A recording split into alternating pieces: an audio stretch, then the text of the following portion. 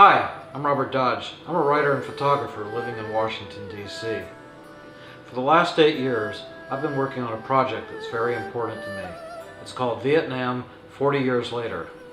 I became interested in Vietnam during my high school and college years. It was the war of my generation. News of the war filled the morning newspapers. It poured into our living room from the TV set. It was hard to avoid.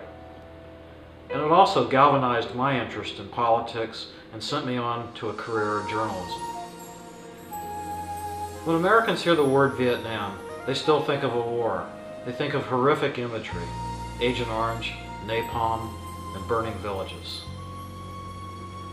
My book will introduce Americans to a new vision of Vietnam, its people, its culture, and its geography.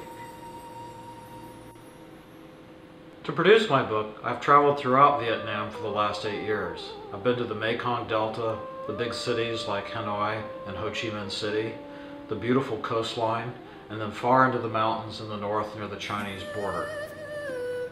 In the rice fields, you'll find men and women planting and harvesting rice much as they have for centuries, using oxen and wooden implements. In the cities, however, you'll find the new Vietnam, reaching towards the global economy. You'll also find a class of newly rich, Vietnamese who are making their own fortunes on locally grown businesses. All of this will be in my book, 108 pages of beautiful color photographs. There's also an essay by me, and you'll also find a beautiful foreword written by Vietnamese-American journalist Andrew Lam. I'm very lucky to have my book published by Damiani of Italy. Damiani is one of the world's best publishers of art and photography books. Throughout these years of travel, I've met many interesting people in Vietnam. One of my favorites is Long Le of DaLat. He's a commercial photographer. In fact, he's one of the best photographers in Vietnam, and he's traveled with me all over the country. He's been a guide, a fixer, a translator. He's been my right-hand man through this whole journey.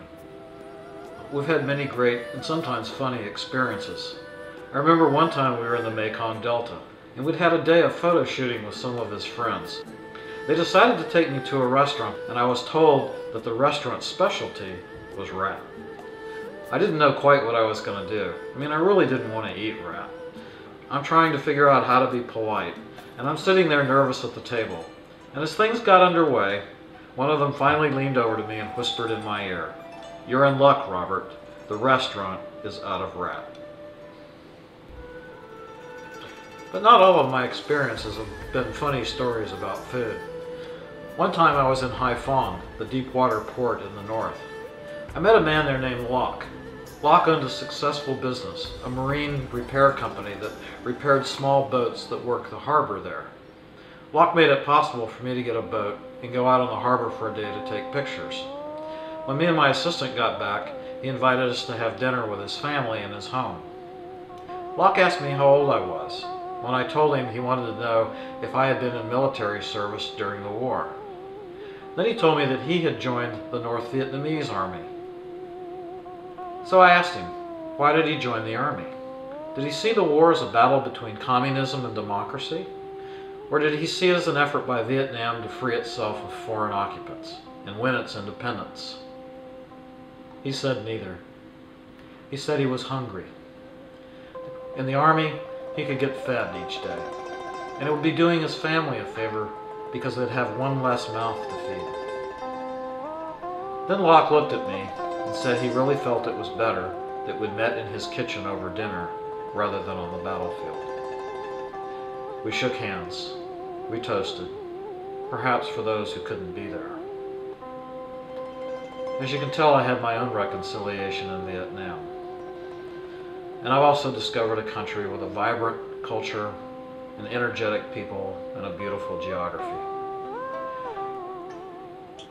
I ask you to join me in this journey in Vietnam 40 years later. Thank you.